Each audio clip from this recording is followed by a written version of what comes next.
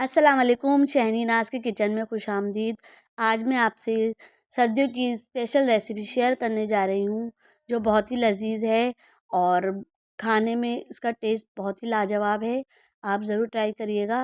चलें अब चलते हैं रेसिपी की तरफ।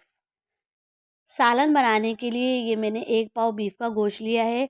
इसमें मैंने 2.5 गिलास पानी डाला है और आधा चमचा मैंने इसमें नमक शामिल किया है और इसको मैं गलने के लिए आधा घंटे के लिए रख दूँगी ताकि अच्छे से गोश्त गल भी जाए और हमारा 1 गिलास पानी रह जाए।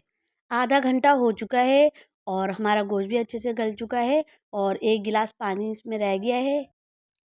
बिस्मिल्लाहिर्रहमानिर्रहीम। पतीली में मैंने 2 चमचे ऑयल डाल दिया है और इसमें मीडियम साइज़ की मैंने 2 चॉप की हुई प्याज डाली है और प्याज को हम थोड़ा कच्चा पक्का फ्राई कर लेंगे। प्याज हमारी कच्ची पक्की फ्राई हो चुकी है। अब मैं इसमें 2 चमचे अदरक लहसुन का पेस्ट शामिल करके इसको 1 से 2 मिनट तक भून लूँगी।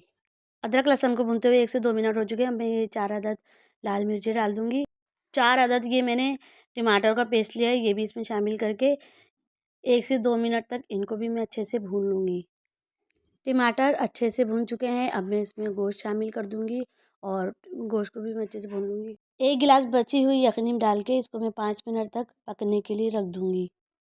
5 मिनट हो चुके हैं और ये अच्छे से हमारा पानी भी थोड़ा खुश्क हो चुका है। अब मैं इसमें आधा चमचा नमक शामिल कर दूँगी। नमक हम कम ही डालेंगे, हमने गोश्त गलाते हुए नमक डाला था।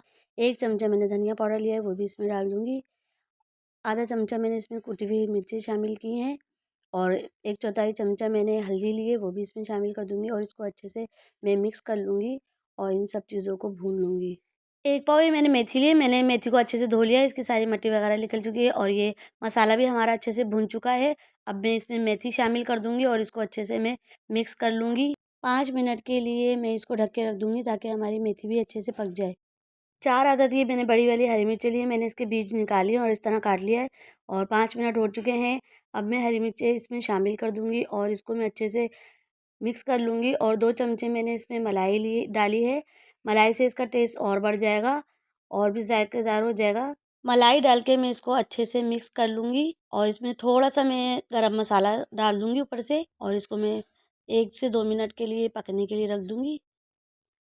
1 से 2 मिनट हो चुके हैं, सालन हमारा पक चुका है। अब मैं इसको डिश आउट कर लूँगी। मेथी गोश्त की रेसिपी मेरी तैयार है।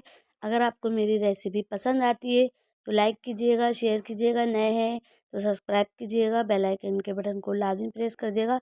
इससे मेरी हर आने वाली वीडियो आपको पहले मिल सकेगी। अपना बहुत ख्याल रखिएगा, मुझे दुआओं में भी याद रखिएगा। इंशाअल्लाह ताला मैं मिलती हूँ नई रेसिपी में। अल्लाह हाफ़िज़।